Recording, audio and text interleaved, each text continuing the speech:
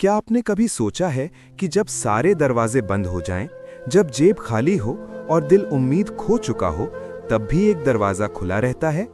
आज की ये कहानी एक ऐसे ही शख्स की है जिसने अपनी जिंदगी के सबसे बुरे दौर में एक ऐसा फैसला किया जिसने उसकी पूरी दुनिया बदल दी। ये किस्सा आपके मुश्किल वक्त का सहारा बन सकता है। एक शहर में अहमद नाम का एक शख्स रहता था। अहमद बहुत मेहनतकश और ईमानदार था, लेकिन पिछले कुछ महीनों से उसकी किस्मत उसका साथ नहीं दे रही थी। काम छूट गया था, कर्ज बढ़ता जा रहा था और घर में बच्चे भूखे सोने पर मजबूर थे। एक रात जब घर में दिए जलाने के लिए भी पैसे नहीं बचे, अहमद की बीवी ने रोते हुए कहा, अहमद, कब तक हम ऐसे चलेंगे? क्या अल्लाह हमें भूल गया? अहमद ने गहरी सांस ली और कहा, नहीं, अल्लाह अपने बंदों को कभी नहीं भूलता। शायद वो हमारा इम्तिहान ले रहा है। अगली सुबह अहमद काम की तलाश में निकला। चलते चलते वो शहर के सबसे अमीर इलाके में पहुंच गया।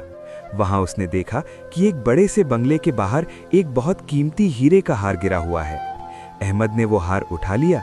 एक पल के लिए उसके दिल में ख्याल आया, अगर मैं इसे बेच दूं तो मेरी सारी गरीबी खत्म हो जाएगी, मेरे बच्चे पेट भरकर खाना खाएंगे। लेकिन अगले ही पल उसे अपने रब का खौफ महसूस हुआ। उसने सोचा, क्या ये रिस्क हलाल है? क्या मेरा अल्लाह मुझे देख नहीं रहा? उसने फैसला किया कि वो ये हार उसके असली मालिक को लौटा देगा। उसने हिम्मत जुटाई और उस बड़े बंगले का दरवाजा खटखटाया। बंगले का मालिक एक बुजुर्ग शख्स था। जब अहमद ने उन्हें वो हार दिखाया तो वो हैरान रह गए। उन्होंने अहमद की फटी हुई हालत देखी और पूछा, बेटा, तुम्हारी हालत देखकर लगता है तुम्हें पैसों की सख्त जरूरत है, फिर तुमने ये इतना कीमती हार वापस क्यों किया? अहमद ने नम आंखों से जवाब दिया, साहब, मैं भूखा रह सकता हूँ, लेकिन अपने बच्चों को हराम की कमाई नहीं खिला सकता। मेरे अल्लाह ने फरमाया है कि सब्र करने वालों के साथ वो खुद है। वो बुजुर्ग ये सुनकर मुस्कुरा दिए।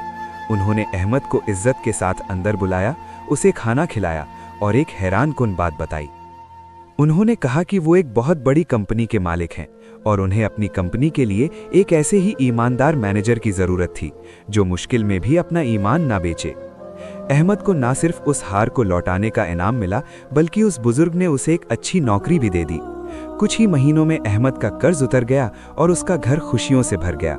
उसने साबित कर दिया कि जब आप अल्लाह की खातिर किसी गलत रास्ते को छोड़ते हैं तो अल्लाह आपके लिए ऐसे दरवाजे खोलता है जो आपने कभी सोचे भी नहीं होते। इस कहानी से हमें ये सीख मिलती है कि हालात चाहे कितने भी बुरे हों, अल्लाह पर भरोसा कभी मत छोड़िए।